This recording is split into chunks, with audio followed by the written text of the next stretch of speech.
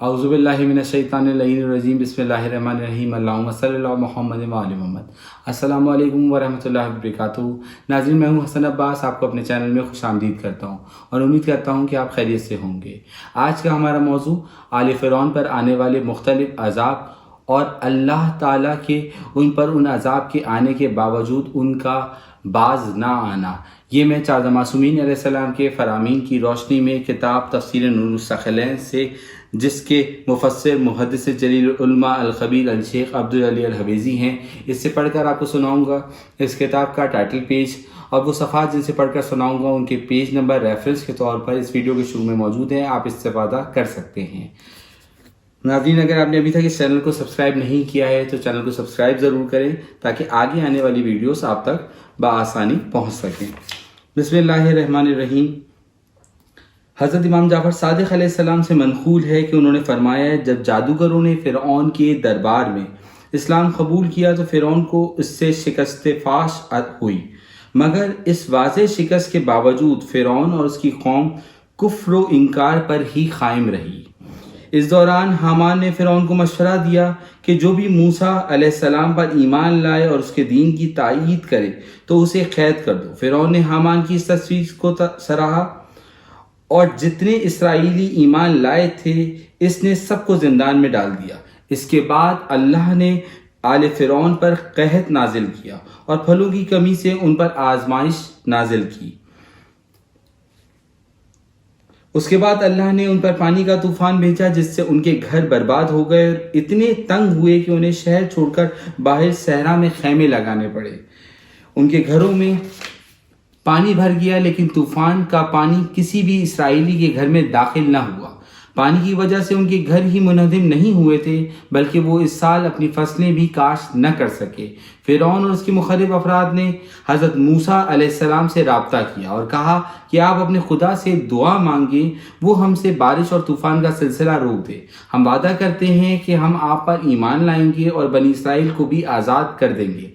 حضرت موسیٰ علیہ السلام نے دعا مانگی، اللہ تعالیٰ نے طوفانی بارشوں کا سلسلہ روک دیا اور طوفان بھی ختم ہو گیا، مگر اس کے باوجود وہ اپنے کفر و عناد پر قائم رہے۔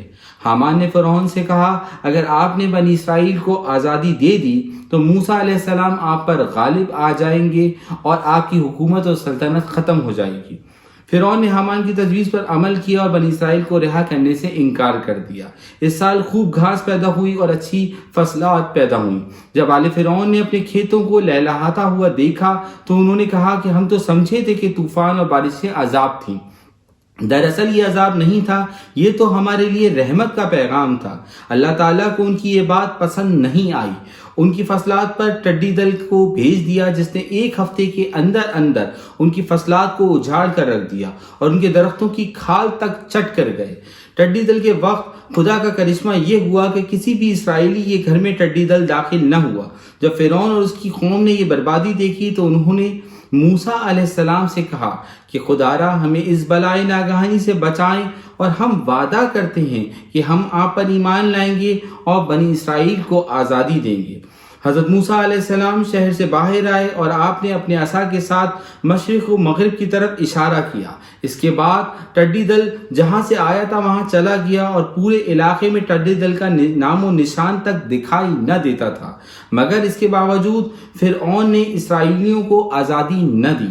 اس کے کچھ عرصے بعد اللہ تعالیٰ نے قوم فرعون پر جوؤں کا عذاب نازل کیا۔ حضرت موسیٰ علیہ السلام شہر سے باہر ایک ٹیلے پر گئے اور آپ نے وہاں اپنا عصا مارا تو زمین میں سے جوؤں کے لشکر برآمد ہوئے اور وہ آل فرعون کی گھروں میں پھیل گئے اور ان کے لباس میں گھس گئے، اور حالت یہ ہوئی کہ وہ انہیں کاٹتی تھیں اور ان کا لہو چوستی تھیں، جس سے ان کا آرام و سکون برباد ہو گیا۔ جب فرعون اور اس کے خاندان اس افتاد سے تنگ آ گئے تو انہوں نے حضرت موسیٰ علیہ السلام سے کہا کہ آپ ہم پر رحم کریں اور اس مصیبت سے ہماری جان چھڑائیں، ہم بنی اسرائیل کو آزاد کر دیں گے۔ حضرت موسیٰ علیہ السلام نے دعا کی تو جوؤں کا لشکر غائب ہو گیا، مگر فرعون نے اپنا وعدہ پورا نہ کیا۔ اس کے کچھ عرصے بعد اللہ نے ان پر مینڈکوں کی شکل میں اپنا عذاب نازل کیا۔ دریا سے مینڈکوں کا ایک لشکر برآمد ہوا اور آل فرعون کے گھروں میں گھس گیا۔ وہ ہانڈی پکاتے تو پھدک کر اس میں چلے جاتے، وہ کھاتے تو روٹی پر مینڈک آ کر بیٹھ جاتے۔ اور جب کوئی شخص بات کرنے کے لیے ذرا سا منہ کھولتا تو مینڈک پھدک کر اس کے منہ میں چلے جاتا۔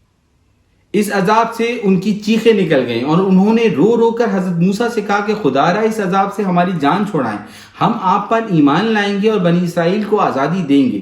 حضرت موسیٰ نے دعا مانگی، مینڈک واپس دریاؤں میں چلے گئے، مگر فرعون اور اس کی قوم نے اپنا وعدے کا پاس نہ کیا اور بدستور کفر و عناد پر قائم رہے۔ اس کے کچھ عرصے بعد اللہ تعالیٰ نے ان پر خون کا عذاب نازل کیا۔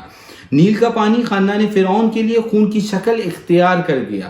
خدا کا کرشمہ یہ تھا کہ اسرائیلی نیل کا پانی پیتے تو انہیں پانی کی شکل میں دکھائی دیتا اور انہیں پانی کا ذائقہ بھی محسوس ہوتا تھا، لیکن جب آل فرعون اسے دیکھتے تو انہیں خون دکھائی دیتا اور جب وہ اسے منہ میں ڈالتے تو انہیں خون کا ذائقہ محسوس ہوتا تھا۔ جب آزمائش زیادہ بڑھی تو فرعون کی قوم والے اسرائیلیوں سے کہتے تھے کہ تم اپنے منہ میں پانی بھر کر ہمارے منہ میں ڈالو۔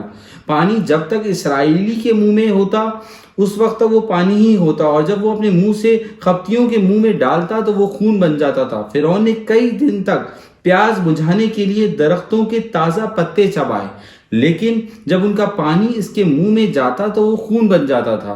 چنانچہ فرعون اور اس کی قوم نے 1 ہفتے تک تو صبر کیا۔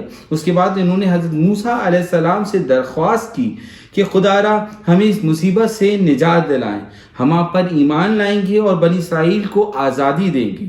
حضرت موسیٰ نے دعا مانگی تو یہ کیفیت ختم ہو گئی، لیکن اس کے باوجود فرعون اور اس کی قوم نے اپنے کفر سے توبہ نہ کی اور اپنے وعدے کا پاس نہ رکھا۔ اللہم صلی اللہ محمد و آل محمد۔ اللہ ہم سب کا حامی و ناصر رہے۔